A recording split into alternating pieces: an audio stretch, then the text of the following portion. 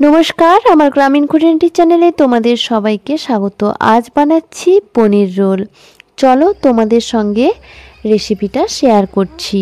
প্রথমেই নিয়ে নিয়েছি ময়দা, আর ময়দায় লবণ আর ঘি দিয়ে ভালো করে মাখিয়ে নিচ্ছি। তোমরা ঘিয়ের বদলে সাদা তেলও দিতে পারো। এবার অল্প অল্প জল দিয়ে একটা ডো বানিয়ে নিচ্ছি। আর ভালো করে আমার ডো বানানো হয়ে গেলে আধ ঘন্টা ডোটাকে ঢেকে রেখে দেব।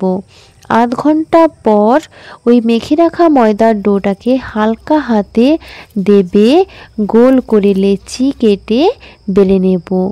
এইবার কেটে নিচ্ছি লঙ্কা, পেঁয়াজ, টমেটো আর শসা।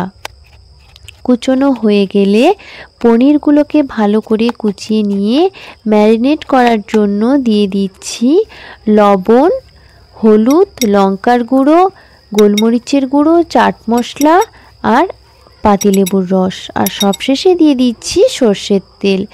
এইগুলো দিয়ে ভালো করে মাখিয়ে ম্যারিনেট করে একটুক্ষণ রেখে দেব। চলো এবার তোমাদের সঙ্গে মেন রেসিপিটা শেয়ার করি। এইবার পরোটাটাকে ভালো করে ভেজে নেব। এপিঠ ওপিঠ দুই পিঠ লাল করে তেল দিয়ে পরোটা আমার ভাজা হয়ে গেছে।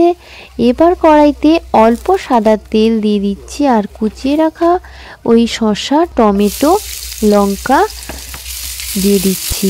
কড়াইতে অল্প নেড়ে চেড়ে ওই ম্যারিনেট করে রাখা পনিরের টুকরোগুলো দিয়ে টমেটো সস আর সয়া সস দিয়ে হালকা নেড়ে নেব। আমি এই রোলে কাঁচা পেঁয়াজ কুচোনোটাকে দিতে ভালোবাসি, তোমরা চাইলে ওই মশলার সঙ্গেও দিতে পারো। আমার পনির রোল বানানো হয়ে গেছে, একদম রেডি।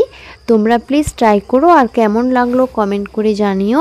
আমি তো খেয়ে দেখলাম, খুব অসাধারণ টেস্টি হয়েছে। আর এইটা খেতে আমার বাড়ির সকলেই খুব ভালোবাসে। দেখো রিমু এখন কোলে চলে এসছে, আর রিমু তোমাদের সঙ্গে বলছে একটা লাইক করে দিতে। তোমরা সকলে প্লিজ ভিডিওতে একটা লাইক করে দিও, আর ভিডিওটা ভালো লেগে থাকলে প্লিজ সাবস্ক্রাইব করো। চলো দেখা হচ্ছে তোমাদের সঙ্গে নেক্সট ভিডিওতে। টাটা।